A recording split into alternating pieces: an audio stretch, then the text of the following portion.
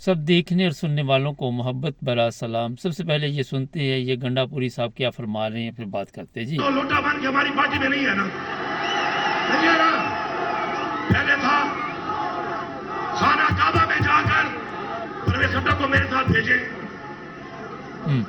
ये बात बहुत जरूरी है। ये पैगाम सिर्फ यहाँ डी खान के लिए नहीं, पूरे पाकिस्तान और पूरी दुनिया के लिए। सुन लो, परवेज खट्टर मेरे साथ खाना काबा में जाए, मीडिया साथ जाए, मेरे सामने बैठो और परवेज खट्टर ये बताओ कि तुमने मुझे स्पीकर हाउस के ऐलान के बाद क्या कहा था।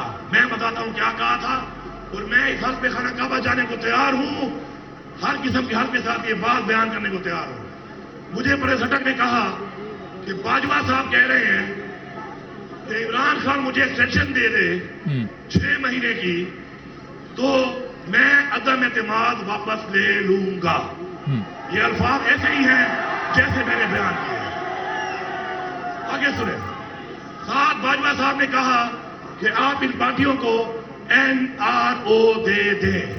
क्या NRO? मैंने कहा खट्टर साहब आप तो उस कमेटी में शामिल हैं, वो जो मुज़ाकराती कमेटी है, तो आपने खान से बात नहीं की? उसने कहा नहीं मैंने की है, खान ने हमारी बात नहीं मानी। उसने कहा हुकूमत जाती है तो जाए, मैं एक्सटेंशन दूंगा, और NRO का तो सवाल ही पैदा नहीं होता। तो मैंने कहा खट्टर साहब मुज़ाकराती कमेटी को इनकार किया है, अब क्या मेरे नजरिए को खराब करने आए हो? तो ये बात जो मेरा दिल नहीं मानता, मेरा ज़मीर नहीं मानता, मेरा लीडर भी नहीं मानता, मुझे पता है, मैं खुश हो गया हूं इस बात पे, मैं ये बात नहीं करने लगा उससे। उसने सही कहा है, सही जवाब दिया है, हमें हुकूमत नहीं चाहिए, हमें NRO नहीं देंगे, एक्सटेंशन वो नहीं देता, हम उसके साथ। अच्छा, ये काफ़ी लंबा इनका प्रोग्राम था। असल में ये बात इसलिए मैंने आपको बताई कि जो हालात पाकिस्तान में बने हुए हैं मौजूदा, इसका ज़िम्मेदार आज भी लोग बाजवा को समझ रहे हैं, कमर जावेद बाजवा को। अपने उसके जो बयानात होते हैं, कभी वो कहता है मैं कुरान उठा के ये कह रहा हूँ, लेकिन जो लोग सच और हकीकत को समझते हैं उनको पता है कि हमारे जो जर्नैलों के किरदार हैं इससे पहले भी कोई मुतमिन करने वाले नहीं थे कौम को, और ना ही अच्छे थे। हमेशा 2 नंबरी के ज़रिए हमारे जो जर्नैल हैं उन्होंने सिस्टम को चलाने की कोशिश की, 2 नंबर लोगों को सामने लेके आए और 2 नंबर लोगों के साथ पूरे मुल्क को 2 नंबरी पे लगा दिया। आप किसी स्कूल चले जाएं, आप किसी कॉलेज चले जाएं, आप किसी यूनिवर्सिटी चले जाएं, कहीं पे भी चले जाएं। कल हमारे अपने एक जानने वाले थे, मैं वहाँ पे बैठा हुआ था, तो वो कहने लगे कि लाहौर एयरपोर्ट से हमने सफ़र करना था, तो कोई हमारा तल्लक था किसी का, उसने कहा मैं फ़ोन कर देता हूँ, वो आपको ज़रा VIP तरीके के साथ प्लेन तक पहुँचा देंगे। लेकिन ये तो वैसे ही आ गए। तो मैं सोच रहा था कि कोई इंग्लैंड में ये सोच सकता है, बैठ के जर्मनी में सोच सकता है कि मैं फ़ोन कर दूं और आप जनाब VIP तरीके के साथ चले जाएंगे।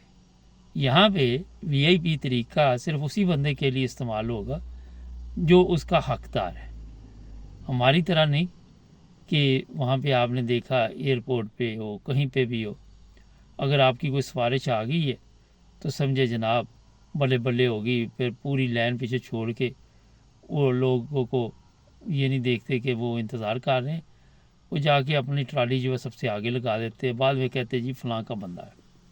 अब जो साहब बैठे होते हैं उनको फ़लाँ के साथ काम पड़ना होता है, वो फिर फ़लाँ की बात सुनता है। तो ये जो हमारे हालात बने हुए हैं वो इसी वजह से।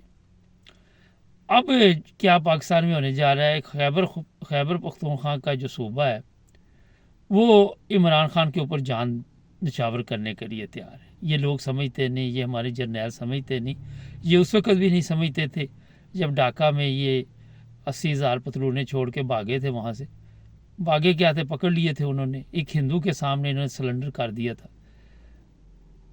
80,000 फौज ने एक हिंदू के सामने सिलेंडर कर दिया था, और वहाँ पे आपने देखा फिर इनके साथ क्या सलूक हुआ, मुल्क की जो हालत बनी। फिर भुट्टो साहब ने कहा जनाब मैंने ये 90,000 कैदी छुड़ा के लाता हूँ, पहले मैंने 80 कहा, 90 थे। तो जनाब ये जो हमारे जर्नैल हैं इनकी जो इस वक्त हालत है बड़ी ही तकलीफ़ दह है। तकलीफ़ दह इसलिए है कि जब आप वो मकाम खो बैठते हैं, वो इज़्ज़त खो बैठते हैं जिसके आप हकदार होते हैं, तो हर चीज़ ये नहीं आप कह सकते कि ये अवाम की वजह से हुआ है। कल कुछ लोगों ने मुझे सवालात भी किए, आज कोशिश करूँगा उसके जवाबात भी इसी प्रोग्राम में दूँ। और फिर ये मैं आपको बता दूँ कि अगर खाना जंगी पाकिस्तान में होती है और ये होगी खैबर पख्तूनख्वा से, आज आप ये चीज़ नोट कर ले, कश्मीर जो हमारे पास है उसमें भी हालात ख़राब हैं।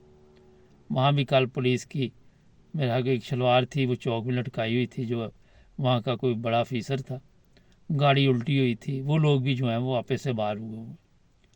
खैबर पख्तूनख्वा में हालात ठीक नहीं है। बलूचिस्तान जो है वो कहता है जी हमें आज तक हमारा हक नहीं मिला। ये सब कुछ जो भी है वो बहुत ही तकलीफ दह है, ये लोग नहीं समझेंगे। बहुत से लोग कहते हैं जी पाकिस्तान क़यामत तक कायम रहेगा, बनने के लिए बड़ी कुर्बानियाँ दी, मगर कुर्बानियों की जब आप अहमियत को नहीं समझते, कुर्बानियों की जब आप वैल्यू को नहीं समझते, तो फिर या फिर इसमें एक और भी चीज़ हो जाती है, जब आप नाशुक्री करते हैं तो अल्लाह ताला फिर नाराज़ तो पहले ही कौम से, सबको पता है कि सबसे बड़ी मुनाफिक कौम इस वक्त पाकिस्तान में, तो फिर जनाब हालात काबू में नहीं आते। अगर खाना जंगी शुरू हुई खैबर पख्तूनख्वा से, उसके बाद ये जर्नैल जो मर्ज़ी कर ले, इनके बस का काम नहीं होगा कि उनको संभाल सके। इनको तो सोशल मीडिया से अभी डर लग रहा है, यहाँ से अंदाज़ा लगाएं।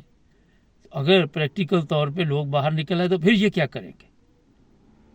तो आज भी हमारे जो जर्नैल हैं, ठीक है, जनरल आसिम मुनीर के पास इतना दिमाग नहीं है, छोटी सोच है, कुछ ऐसे बंदे फ़ौज में मौजूद होंगे, वो इसको मशवरा दें कि जनाब आप जिस रास्ते पे चल रहे हैं, कल को खुदा खास्ता ये मुल्क टूट गया तो आप तो कहीं दूसरे मुल्क जाके बैठ जाएंगे, लेकिन ये अवाम पे क्या गुजरेगी।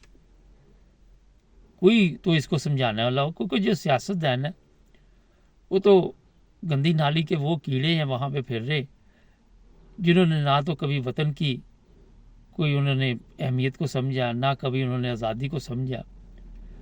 उन्होंने अपनी बीवी बच्चों और अय्याशी को जो सबसे ज़्यादा अहमियत दी, उसी की वजह से कौम का आज ये हाल है कि कौम को अहमियत नहीं दी गई और जर्नैलों ने उन्हें इस्तेमाल किया और वो इस्तेमाल होते रहे।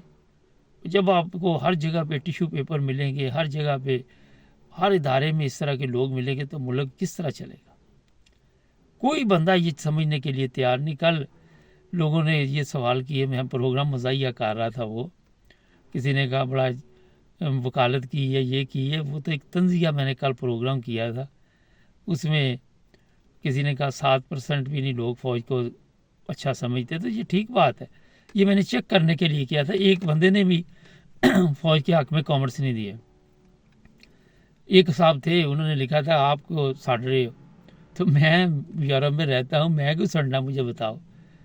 मैं अल्लाह ताला का मेरे पे तो फजल है, मैं तो इस कौम की हालत की वजह से परेशान हूँ कि ये आज तक इस हिसाब से क्यों नहीं निकल पा रही। तो हमें तो जनाब किसी चीज़ की यहाँ पे मेरा ख्याल है कि कमी नहीं, अल्लाह ताला के बड़े ख़ास फजल है, आप तो वो सोच भी नहीं सकते जितने फजल हमारे ऊपर है। तो जनाब आपकी फ़िक्र है हमें, क्योंकि दर्द वो होता है जो दूसरों के लिए हो, तकलीफ़ वो होती है जो दूसरों के लिए हो, और यही वो चीज़ें हैं जो आज इमरान खान को भी मजबूर किया हुआ, जेल में बैठा हुआ, उसके पास भी किसी चीज़ की कमी नहीं थी। और मैंने ना कहने लगे तुसी भी जाओ उत्थे, मैं जाने वाला नहीं हूँ, मैं तो इधर ही ज़िंदगी गुजारूँगा, 38 साल इधर हो गए मुझे, मैंने कहाँ जाना। तो इसलिए ये चंद चीज़ें आपको बताई है कि ये मुल्क जिन लोगों ने लिया था कुर्बानियों के साथ, उनको पता किस तरह हमारे बड़े बता रहे थे किस हालात में हम वहाँ से निकले, हमारी नानी दादी बुज़ुर्ग जो थे। तो कदर करें और चैनल को सब्सक्राइब कर लें, जुड़े रहें हमारे साथ।